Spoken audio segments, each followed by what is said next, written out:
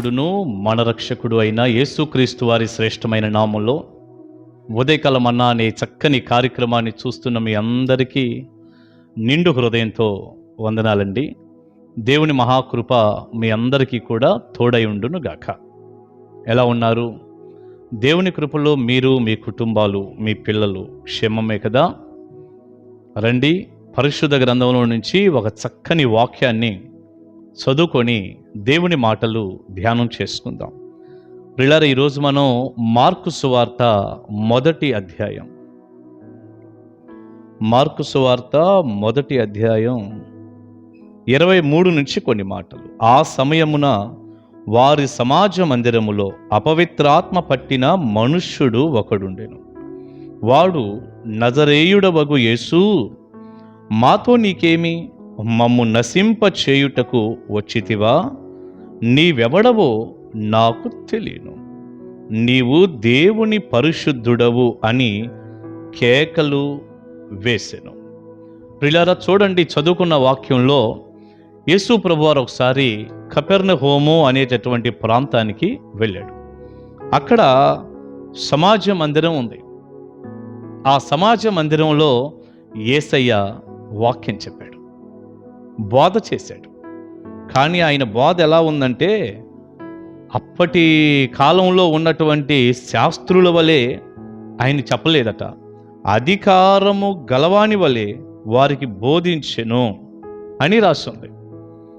శాస్త్రుల్లాగా మాట్లాడలేదట, కానీ అధికారం కలిగినటువంటి వాడుగా యేసయ్య మాట్లాడితే ఆ బోధకు వారు ఆశ్చర్యపోయారు అని మనం ఇది ఆ పైన ఉన్నటువంటి 22వ వచనంలో మనం చూస్తున్నాం. ఇలా యేసు ప్రభువారు చక్కటి వాక్యం, అధికారంతో కూడినటువంటి వర్తమానం ఆయన అందించాడు. ఆ సమయంలో ఏం జరిగిందంటే, ఆ సమాజ మందిరంలో అపవిత్రాత్మ పట్టినటువంటి ఒక మనిషి ఉన్నాడు. సమాజ మందిరమే, ప్రార్థన జరుగుతుంది, ఆరాధనా స్థలమే, కానీ దెయ్యం పట్టినోడు అక్కడ ఉన్నాడు.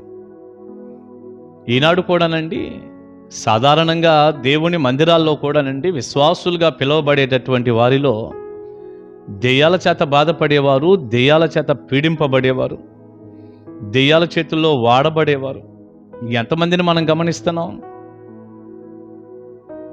వారేదో లోకానికి చోటిచ్చినందువల్ల, పాపానికి చోటిచ్చినందువల్ల అపవిత్రాత్మలు వారిని ఆక్రమించుకోవటం ఈనాడు కూడా ఎంతో మందిని మనం చూస్తూనే ఉన్నాంగా. మొత్తానికి ఆ రోజున కపెర్నహూములో ఉన్న సమాజ మందిరంలో అపవిత్రాత్మ పట్టిన ఒకడు ఉన్నట్లుగా మనం బైబిల్లో చదువుతున్నాం. యేసయ్య అధికారంతో కూడిన బోధ చేస్తుంటే ఆ దెయ్యాలు పట్టినవాడు అన్నాడు, నజరేయుడవగు యేసు, మాతో నీకేమి? మాతో నీకేమి? మాతో అంటే బహువచనం, అంటే బోలెడన్ని ఉన్నాయి వాడి లోపల. మాతో అంటున్నాడు, చూడండి, చాలా డెవిల్స్తో పీడింపబడుతున్నాడు. మాతో నీకేమి? మమ్ము నశింప చేయుటకు వచ్చితివా? మళ్ళీ బహువచనం వాడుతున్నాడు. మమ్ముల్ని నశింప చేయటానికి నువ్వు వచ్చితివా? నీవెవడవో నాకు తెలియను అంటున్నాడు. దెయ్యానికి తెలుసట యేసయ్య ఎవరో. ఒక మాట అడగనా, మీకు తెలుసా ఇంతకీ యేసు ప్రభు ఎవరు అనుకుంటున్నారు? ఆయన ఒక మనిషిలేండి అంటారా? ఆయన ఒక మంచి మాటలు చెప్పే ఒక వక్తలేండి అంటారా? లేదా ఆయన ఒక ప్రవక్త అండి, ఏదో కాస్త బోధ చేస్తాడు, మేలుకరమైన మాటలు చెప్పే ఒక ప్రవక్త, అందరిలాగా బైబిల్లో ప్రవక్తలు ఉన్నారుగా, అట్లా అంటారా? ఆనాడు కూడానండి యేసు ప్రభు వారిని గురించి రకరకాలుగా అనుకున్నారు. కొందరు ఏలియా అని, కొందరు బాప్తిస్మిచ్చి యోహాన్ అని, మరికొందరు ఇంకెవరో అని. యేసు ప్రభువుని గుర్తుపట్టడం, కనుగొనటం, రక్షింపబడటం నిజంగా అది ఒక గొప్ప కృపే. ఈనాటికి కూడా యేసు ప్రభువుని చాలా తక్కువగా మాట్లాడటం, తక్కువగా ఆలోచించటం, ఆయన కూడా ఏదో ఒక సామాన్యుడిలాగా, ఇంకా కొంతమంది అయితే అసలు ఆయన ఎవరో అన్నట్టుగా చాలా లెక్కలేనితనంగా ఇష్టానుసారంగా మాట్లాడే వారిని కూడా చూస్తున్నాం. కానీ దెయ్యాలకు తెలిసింది ఆయన ఎవరో. నీవెవడవో మాకు తెలుసు, ఎంత మాట అండి, నీవెవడవో నాకు తెలియను అంటూ ఆయన ఎవరో కూడా దెయ్యాలు చెప్పేశాయి. ఎవరట? నీవు దేవుని పరిశుద్ధుడవు అని కేకలు వేసెను అని చదువుతాం. నీవు దేవుని పరిశుద్ధుడవు, అయ్యా నువ్వు దేవుడివి, పరిశుద్ధ దేవుడివి, పరిశుద్ధుడివి. అవునండి, దెయ్యాలకు అర్థమైపోయింది యేసయ్య పరిశుద్ధుడని, ఆయన దేవుడని, దేవుని కుమారుడని. నిజమే, అవును, నేను దేవుడు, నేను ప్రకటించే దేవుడు పరిశుద్ధుడైన దేవుడు. యేసు ప్రభువారు పరిశుద్ధుడు. హెబ్రీ పత్రిక 7:26 కూడా దైవజనుడైన పౌలు అంటాడు, పవిత్రుడు, నిర్దోషి, నిష్కల్మషుడు, పాపులలో చేరక ప్రత్యేకముగా ఉన్నవాడైన ఇట్టి ప్రధాన యాజకుడు మనకు సరిపోయినవాడు అన్నాడు.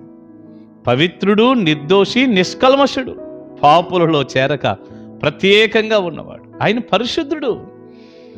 బైబిల్లో చాలా స్థలాల్లో మనం చదువుతాం యేసయ్య పరిశుద్ధుడు. అవును, ఆయన నోటి మాటలో పరిశుద్ధత, కంటి చూపులో పరిశుద్ధత, ఆయన నడకలో పరిశుద్ధత, ఆలోచనలో పరిశుద్ధత. పరిశుద్ధతకు నిలువెత్తు నిర్వచనం ప్రభు అయిన యేసుక్రీస్తు వారు. దెయ్యాలకు అర్థమైంది అది, నీవు దేవుని పరిశుద్ధుడువు అని దెయ్యాలు సాక్ష్యం ఇస్తున్నాయి. బిడ్డ, ఈ రోజున యేసు ప్రభువారు పరిశుద్ధుడైన దేవుడని మీరు గ్రహించారా? ఆనాడు దెయ్యాలకు అర్థమైంది. దెయ్యాలు పట్టినవాడు చెప్తున్నాడు ఆ మాట. దెయ్యాలకు తెలిసింది. నీకు తెలుసా యేసయ్య పరిశుద్ధుడని? నువ్వు గ్రహించావా? ఆలోచించు ఒకసారి. ఆయన పరిశుద్ధుడైన దేవుడు. లేఖనాల్లో ప్రభు అన్నాడు, నేను పరిశుద్ధుడనై ఉన్నలాగున్న మీరును పరిశుద్ధులై ఉండుడి. పరిశుద్ధుడైన పరిశుద్ధుడు.